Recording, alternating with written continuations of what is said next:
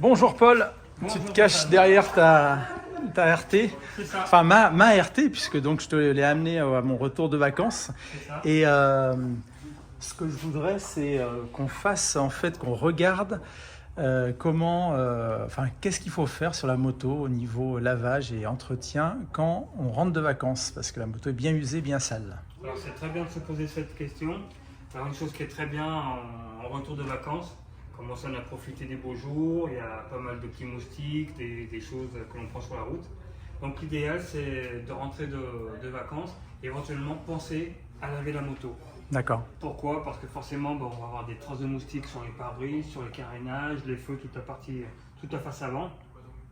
Et malheureusement si on laisse trop traîner, donc forcément ça va sécher, ça va être plus dur à nettoyer.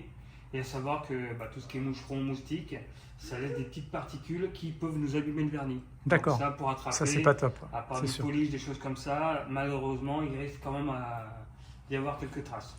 Ok. Donc je vous conseille fortement, c'est rentrer de vacances, un premier bon coup de jet, un bon coup de nettoyage pour que la moto soit déjà prête à être utilisée. D'accord. Karcher possible?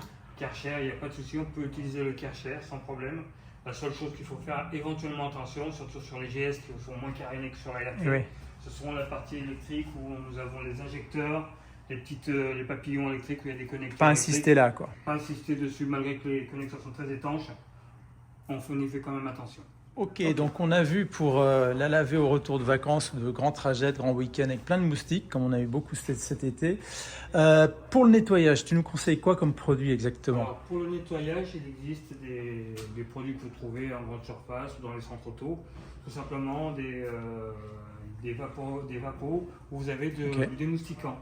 Donc on arrose bien l'avant de la moto pour bien décoller et puis pour faire fondre un peu les résidus de moustiques. Ok. Et ensuite on prend un shampoing classique, shampoing auto, que l'on mélange avec de l'eau et qu'on lave avec un gant sur toute la surface de la carrosserie. D'accord. Et sur les jantes, tu mets quoi? Alors, après sur les jantes, il existe ce qu'on appelle du nettoyant jantes.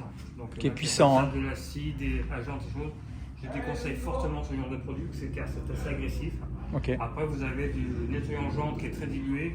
Mais n'hésitez pas à le rediluer encore avec de l'eau et utiliser que sur ce style de jante.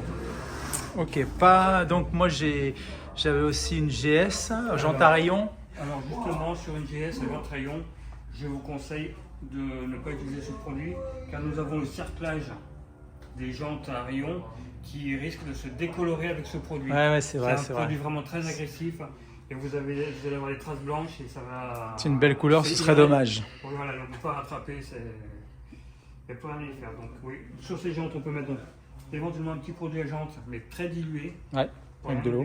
Sinon, tout simplement, avec du savon, pareil. Ouais, on laissant agir.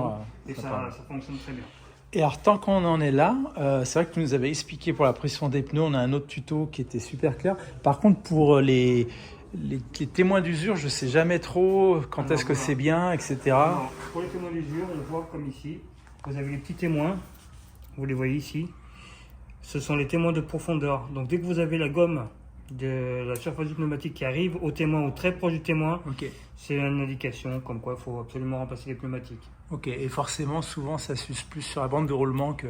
Pas forcément. Alors, à l'arrière, effectivement, ça s'use plus au milieu, parce qu'on est souvent en ligne droite. Ouais. Mais à l'avant, comme on corrige souvent sur les ronds-points... On prend plus d'angle avant. Forcément, ça va user un peu plus sur les côtés. Ok. C'est pour cela qu'on trouve ici, vous avez aussi un témoin sur les côtés du pneumatique. Ok, donc dès que que ça tombe à l'avant ou sur le côté... Dès que vous arrivez, vous voyez que vous êtes à un petit millimètre du témoin, commencez éventuellement à prévoir et prendre rendez-vous pour le remplacement des pneumatiques. Alors, ok, une super. fois que vous avez eu, donc, vous voyez que les pneumatiques sont éventuellement à échéance, vous n'êtes pas sûr du coup, n'hésitez surtout pas à venir nous voir. On fait un tour de la moto avec vous. On peut faire un petit pré-contrôle avant d'entamer une révision, etc. On peut éventuellement être sûr si c'est besoin. voir l'état des pneumatiques, voir l'état des plaquettes, et éventuellement anticiper le remplacement ou éventuellement commencer à prévoir une révision.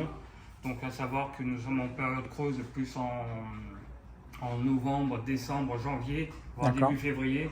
Donc c'est bien d'anticiper. On fait le tour de la moto, on prend rendez-vous, ce qui permet de ne pas attendre le début de la saison. Alors comme tout le monde le sait, début de la saison, arrivé mars, il commence à faire beau. Les rendez-vous s'enchaînent et on arrive à avoir jusqu'à 1 mois, 2 mois de délai pour avoir un rendez-vous. Donc c'est dommage d'être obligé d'attendre 1 mois pour remplacer un train de pneus. Tout à fait. Ok, super. Bah, merci Paul des conseils. Mais de rien. Et bonnes vacances, que je sais que tu Merci. pars en vacances. Merci beaucoup. Enfin. À bientôt.